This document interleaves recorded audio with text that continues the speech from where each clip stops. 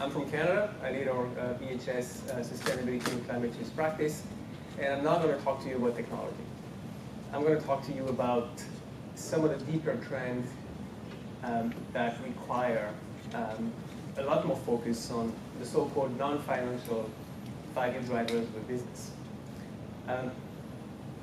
When I started working on ESG, environmental, social governance, and sustainability things about 15 years ago, I was with a different firm, not EY, and a strategy consulting firm, and we were starting to do work for our clients on ESG. And my boss at the time told me, "Are you crazy? Nobody's ever going to pay for that." That was 15 years ago. Fast forward to today, I hope I'm preaching to a crowd of converts. There's no denying that ESG factors are driving long-term value creation and financial performance, and that's what I'm going to talk about today. I'm going to give you a few trends, a few data points that explain how it all works, or how we think it all works. So 3 key questions that I'd like us to think about. The first one is, are investors paying attention to ESG factors? You know, I've heard it so many times from CFOs over the last few years. It's all nice, it's great, but investors don't care. Well, that is not true anymore. We can definitely kill that myth, and I'm going to show you why we can kill it. Second question is, okay, that's all good. How does it help create long-term value? So again, this is more of a work in progress, but we'll talk about that as well. And the third one, what do we do with it? What's next, right? So this is kind of a busy representation of what the World Economic Forum is saying. Not me, not a sustainability organization, not any company, the World Economic Forum. You look at the top 10 risks that the world is facing from an economic standpoint, both in terms of likelihood and in terms of potential impact. I don't need to read the slides. The vast majority of them are related to climate change, water, social risks, man-made extreme weather events. The vast majority of them are ESG type risks. How did we get here? It's sort of a perfect storm of many things happening, and there has been a serious acceleration over the past few years. External factors, industry drivers, and a lot more focus on the benefits. So, perfect trend, the Paris Agreement on climate change, although it's hard to put it into practice and implement it, it's been a milestone in terms of our approach to climate change. For the first time ever, countries actually agreed to certain targets on reduced greenhouse gas emissions. As you all know, there's an increasing regulatory burden for just doing any kind of business. And stakeholder expectations are changing. What was acceptable 10 years ago no longer flies, and the way we're doing things today, from a social license to operate, is not going to be the way we do it 10 years from now. As a result of that, yes, investors are paying attention. BlackRock is the most visible one, right? Their CFO is a very strong advocate for ESG performance. He actually sent a letter to, I think, pretty much all the companies in the portfolio saying, hey, you should care about ESG because we're going to come and ask questions about it.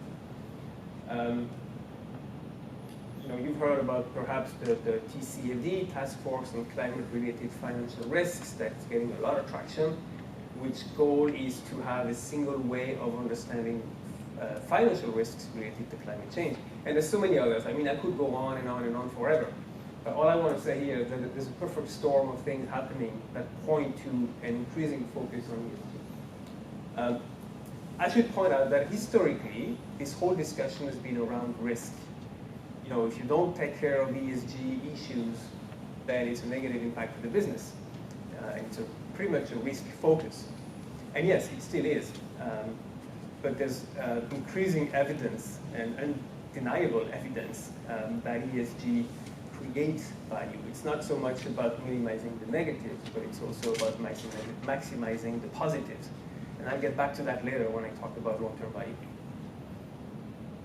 So we, at EY, we wanted to understand and put a few data points on how, on the kind of traction that ESG factors were actually getting in the market.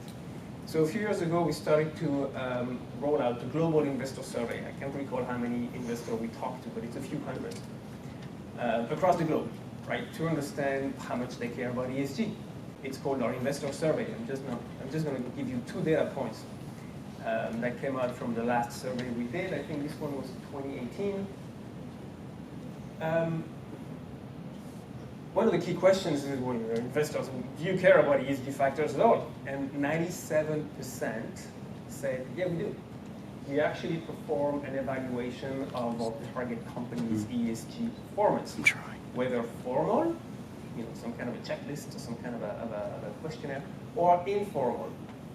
And there's a lot of progress being made on the investor side of things on how to look at the right ESG factors. We also did ask, okay, that's all great, you have all these processes, but did it happen over the last 12 months that an ESG factor somewhere influenced your decision making as an investor? And again, 96% said yes, it did. It did play a key role in one of our investment decisions over the last 12 months. The data speaks for itself. Now, what are we talking about when we talk about ESG factors? Many things, and that's probably the problem. There's not one way of defining what ESG factors are or ESG issues. There's a confusing number of standards that are trying to capture, you know, for any particular industry, what are the key material ESG factors that we need to pay attention to. And the one you see on the screen is just one high-level distillation of the typical issue, but there's a confusing number of ways you can look at ESG, and that has created, I think, a lot of challenges in the market. As the name speaks for itself, you know, ESG, the G, the top end of the G, the governance for a public company is typically what's well managed, you know, board composition, board oversight, and that kind of stuff. When we get to the bottom of that list here, I mean, there's still work to do. I mean, who hasn't heard about the latest, you know, bribery thing going on somewhere at a public company, or you know, cyber breach somewhere? So, governance. We think of governance as being the most mature of the 3 pillars, but there's still work to do in that. E. I mean, DE, the list goes on. You know, waste, water, greenhouse gas, biodiversity impact, product related safety. I mean, the list goes on and on. It's a very long, and historically has been the focus of a lot of regulatory developments. Social is where the bar is being raised, well, anywhere actually, but particularly social, the bar is being raised at an increasing pace. You know, diversity, safety, obviously, we're talking about safety, so safety is a big one, health and safety. But you know, there's new things such as human rights in the supply chain, health and wellness, modern slavery. The UK even has a regulation on modern slavery now. And there's all kinds of things that go in there. So, and confusing number of things, a high number of items to pay attention to when you're a business, and we're starting to see some of the big trends. So in the same survey that I spoke about, we're trying to see how these different trends and factors are getting traction and how the focus of attention.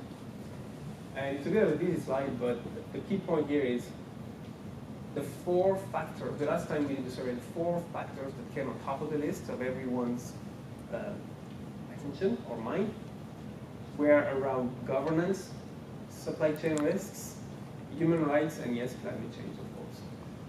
And not to say that the others are not looked at, they are, but if you see the picture from 2017 to 2018, these 4, and they're pretty broad, right, but these 4 have gained a lot of attention.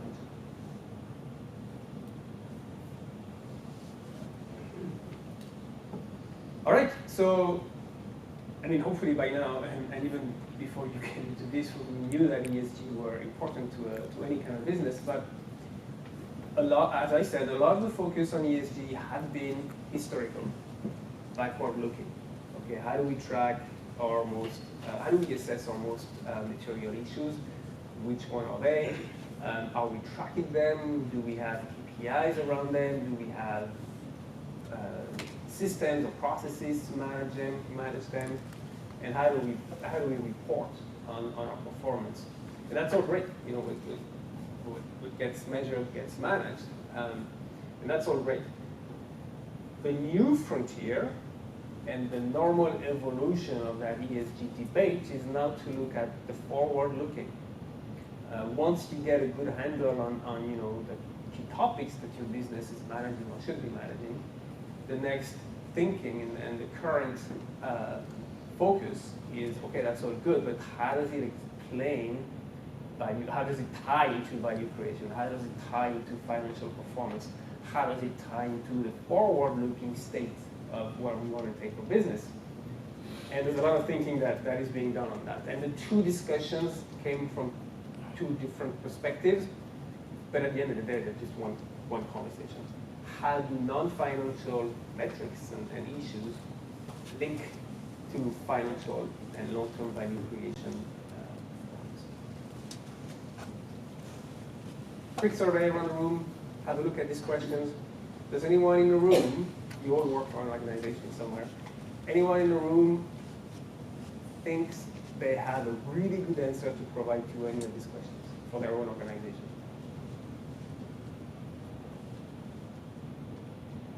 It's a tough question. Anyone believes that they've got it covered, right? They've nailed it? No, because nobody has, right? Those are complex questions, those are challenging questions to answer for any organization, and I don't think anybody has nailed it. But the most forward-thinking organizations are definitely thinking about it. It's really hard to pinpoint what creates long-term value. It's really hard to have a frame of reference to measure it. And frankly, this is where we should all be going, because this is where the world is going. So how do we answer that challenging question? Our take, or our EY's contribution to it has been to team up with a UK-based organization, the Coalition for Inclusive Capitalism in the UK, well, the UK and New York. And we've teamed up with asset owners, asset creators, users of financial information, as well as issuers of financial information. And I don't know how many billions or trillions of dollars of investment the people we worked with are representing, but it was a massive undertaking. And we've tried, I'm not going to say we've nailed it, but we've tried to come up with an approach or a framework that would put some boundary around long-term value creation. You know, when we're talking about long-term value creation, what is it? How do we look at it? We're not trying to create a new standard. There's always, as I said, there's already a confusing number of standards out there, between ISO and SASB and JIRA and what have you, and OSHA and what have you. There's a crazy amount of standards out there. We're trying to put them all together. And there's no single answer for any organization out there, but we're trying to have a framework for everybody to think, measure, and report on their long-term value creation story. I've got a bit of a video for you to see it. Investment in talent increasingly define value. But traditional financial reporting metrics weren't designed to measure them. And this lack of understanding is fueling an investment disconnect. Companies have good strategies for long-term investment, but if they don't have the metrics to demonstrate them, the investment community ends up focusing only on the short-term metrics they can see. Data is increasingly available, and more of it appears every day. So investors are making their own judgments by mining publicly available sources, and organizations risk losing control of their equity story. There's rapidly declining trust in business. Since the financial crisis, the trust gap between business and the rest of society has widened. So business has to re-establish its societal contract. Traditional financial reporting is no longer enough to explain a company's long-term value plan. But for new metrics to be trusted, investors need to have confidence that companies aren't cherry-picking what they disclose. EY has developed a long-term value framework to help identify the right metrics to reflect long-term value creation. The framework starts with an understanding of the context to which the organisation is responding, as well as its purpose, strategy, and the governance that underpins it. These factors will help determine which stakeholders are core to the organisation's value creation model and the outcomes it's aiming to deliver for them. This defines the outcome metrics, which will help communicate how successful an organisation has been in delivering for its stakeholders. Find out more about how EY is using the framework to help drive sustainable business growth and build a better working world.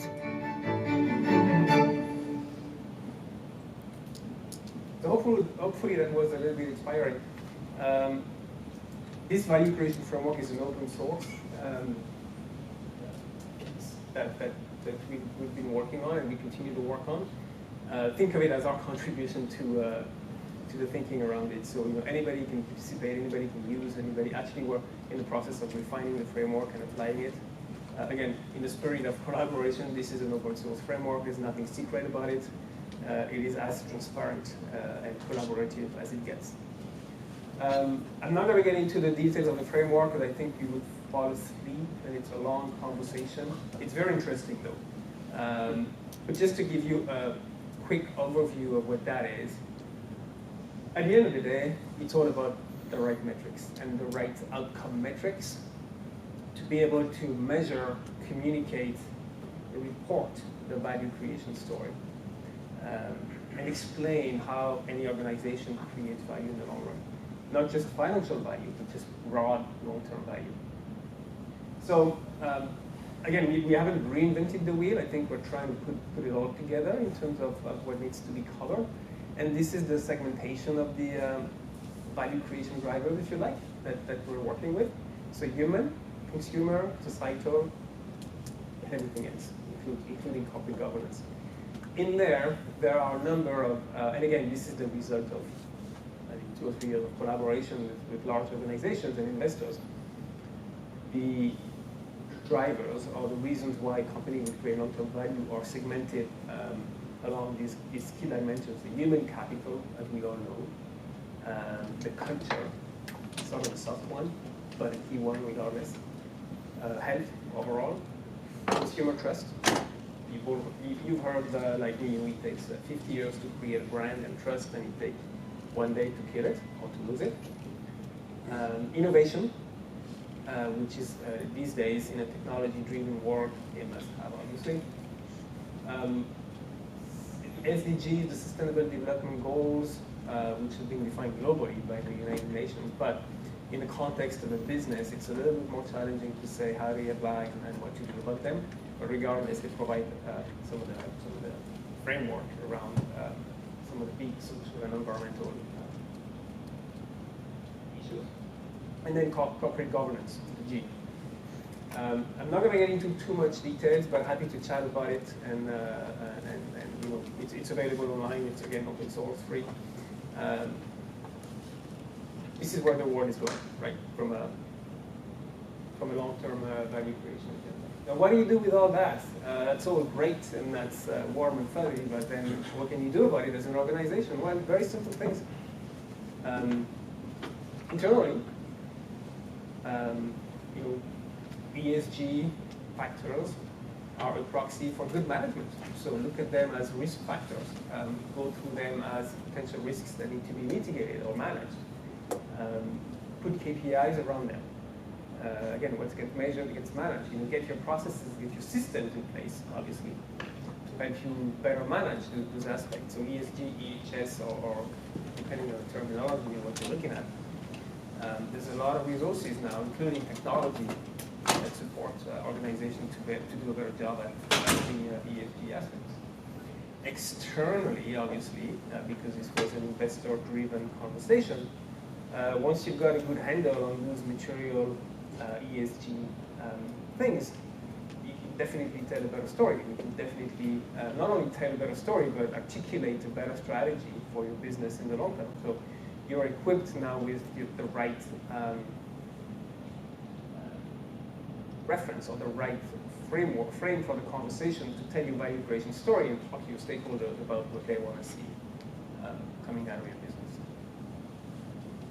That's all I have for you today.